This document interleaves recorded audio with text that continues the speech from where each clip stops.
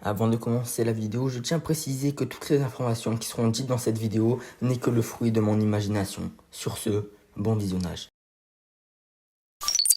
Le roi Vegeta, 3e du nom, et son fils, le prince Vegeta, 4e du nom. Ces deux adjectifs qui précèdent leur nom ont en réalité une signification qui n'a jamais été exploitée, alors que ces mots, 4e et 3e, nous disent clairement qu'il y a eu d'autres rois de la planète Saiyan avant le roi Vegeta. Mais qui sont-ils ?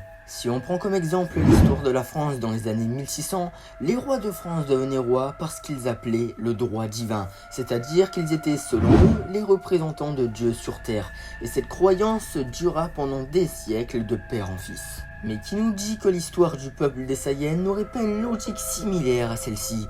Eh bien réfléchissons un peu, qui pourrait être vu comme un dieu dans le peuple Saiyan, et c'est là qu'une connexion se crée, le Super Saiyan. Bien que des millénaires après le Super Saiyan soit vu par le peuple Saiyan comme étant un conte pour enfants, cette légende est bien partie de quelque part. Yamoshi, le tout premier Saiyan et surtout le tout premier Super Saiyan, serait celui qui serait vu comme un dieu par les Saiyans ? D'autant plus que contrairement au peuple Saiyan actuel, lui détenait un cœur pur. Nous avons maintenant 3 éléments qui prouvent que Yamoshi serait le dieu des Saiyans. Premièrement, il se démarque des autres Saiyans par sa puissance extraordinaire, mais aussi par sa personnalité pure, ce qui est une caractéristique essentielle des dieux. De plus, il est aussi le tout premier Super Saiyan God, qui a pour traduction Super Saiyan divin. Divin qui est un mot en rapport avec la divinité, donc les dieux. Si Yamoshi est véritablement le dieu des Saiyans, alors il se pourrait bien que la famille royale, c'est-à-dire le roi 1er, 2e et 3e du nom, ainsi que Vegeta, aurait un lien avec Yamoshi. La famille royale serait en quelque sorte les descendants de Yamoshi, ce qui expliquerait pourquoi ils détiennent une puissance bien plus supérieure à celle des autres Saiyans. Les rois de la planète Saiyan seraient alors forcément les fils des rois précédents, pour respecter cet aspect de la représentation de la divinité. Et qui de mieux pour représenter cette divinité que les descendants de Yamoshi eux-mêmes. Donc les Saiyans reproduiraient plus ou moins ce qui se faisait à l'époque des rois. Yamoshi ayant été un Saiyan qui a terrifié les nouveaux Saiyans par sa puissance extraordinaire et son style de combat, cela expliquerait une fois de plus pourquoi la famille royale serait autant puissante. Pour appuyer cette théorie, Vegeta a toujours su en lui que le Super Saiyan existait, alors qu'il ne l'avait jamais vu, me faisant penser que c'est le sang de Yamoshi qui coule dans ses veines qui l'a poussé à croire en cette légende. De plus, je suis persuadé que c'est grâce au sang de Yamoshi que Vegeta a pu devenir gentil, car en Vegeta, il y avait en réalité du sang de Yamoshi qui est un être pur et du sang Saiyan qui sont eux des êtres malfaisants. En réalité, tout au long de sa vie, ça a été un véritable combat pour Vegeta de devenir gentil, car il y avait en lui une grande partie de sang Saiyan. Il est arrivé à la fin de Dragon Ball Z à vaincre son côté maléfique avec le peu de pureté qui sommeillait en lui, et ça, c'est vraiment incroyable. Rencontré à l'époque où ma conquête de l'univers m'a conduit sur Terre. Aucun adversaire ne te faisait peur, même s'il était bien plus fort que toi. J'ai juré de consacrer ma vie à te surpasser sans savoir où tu t'arrêterais. On raconte qu'un Super Saiyan apparaît une fois tous les 1000 ans. Un guerrier capable de dépasser ses propres limites et d'atteindre une puissance sans précédent. C'est inconcevable. Après tout, ce n'est qu'une histoire à dormir debout. Et même si la légende disait vrai, seul un guerrier de l'élite comme moi pourrait atteindre un tel niveau, pas un guerrier ordinaire comme Kakarot.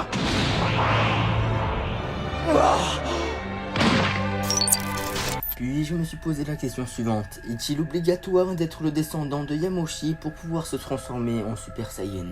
Eh bien, tout porte à croire que oui, Vegeta, prince des Saiyans, a pu se transformer en Super Saiyajin, ainsi que son fils Mirai Trunks et Trunks. Et ça ne m'étonnerait pas que très prochainement, sa fille Bra puisse à son tour se transformer en Super Saiyan. Le sang de Yamoshi serait donc indispensable aux Saiyans pour pouvoir se transformer en Super Saiyan. Mais un problème vient se poser. Comment toute la famille de Goku a pu se transformer en Super Saiyan alors qu'ils sont des Saiyans ne détenant aucune cellule de Yamoshi ? Eh bien, ce que je vais vous dire va paraître fou, mais selon moi, Bardock et Goku sont tous deux les réincarnations de Yamoshi. Alors oui, ça paraît fou dit comme ça, mais si on creuse un peu plus, on se rend compte que c'est possible. Comme je vous l'ai dit un peu plus tôt, tout le peuple Saiyan sont de nature assez malveillante, du moins, ils ne vivent que pour la domination. Et bizarrement, avant la naissance de Goku, qui était différent des autres Saiyans, eh bien, un Bardock. Grâce au film Dragon Ball Super Broly, on a découvert que Bardock était en réalité une bonne personne, qui était coincée dans son devoir de Saiyan qui est la domination, les meurtres et les conquêtes et j'en passe. Pour en revenir au caractère de Bardock, il a exactement le même caractère que Yamoshi. Si on suppose que Bardock est la réincarnation de Yamoshi, ça expliquerait pourquoi il a pu se transformer en Super Saiyan. De plus, il a été le seul à pressentir que Freezer allait détruire leur planète, car il craignait la légende du Super Saiyan. Après sa mort, je suis persuadé que l'âme de Yamoshi est allée en Goku au moment où il s'est violemment cogné la tête et qu'il est devenu en gentil. Sa chute dans le ravin n'était pas un accident mais tout simplement son destin, car quand l'âme de Yamoshi est allée en Goku, il est forcément devenu gentil, et par la même occasion, il est devenu surpuissant. Voilà pourquoi toute sa famille a le pouvoir de se transformer en Super Saiyan. De plus, on s'est toujours posé la question, comment Goku peut être plus fort que Vegeta alors qu'il est le prince des Saiyans?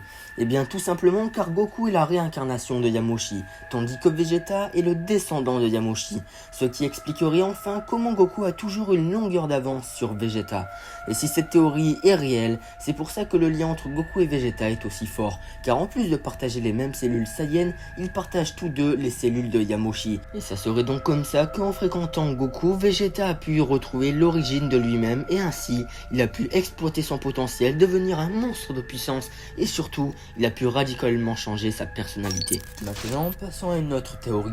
Pour ceux qui ont regardé Naruto, vous savez qu'il y avait une grande rivalité entre le clan Uchiwa et le clan Senju. Eh bien, je pense qu'il existe une rivalité similaire dans Dragon Ball Z entre le peuple Saiyan et la race de Freezer. Imaginons comment cette rivalité a pu commencer. Des millénaires avant Freezer vivait le tout premier membre de sa race qui dominait l'univers, mais il sera vaincu par Yamoshi. Avant de mourir, il indiquera à sa descendance de se méfier du Super Saiyan.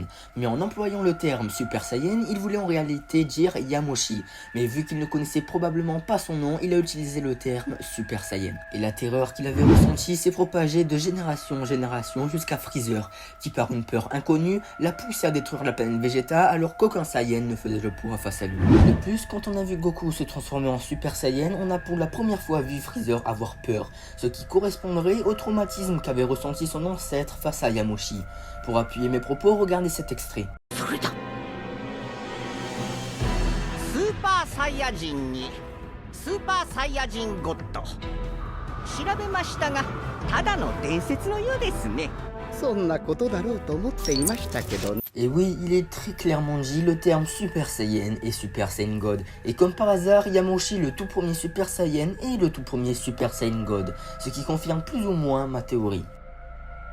Merci beaucoup à tous d'avoir suivi cette vidéo jusqu'à la fin, j'espère très sincèrement qu'elle vous aura plu. Après 2 semaines sans vidéo, je reviens en force et je vais vous préparer plein de petites pépites. Sur ce, on se retrouve vendredi prochain pour une prochaine vidéo. Bye.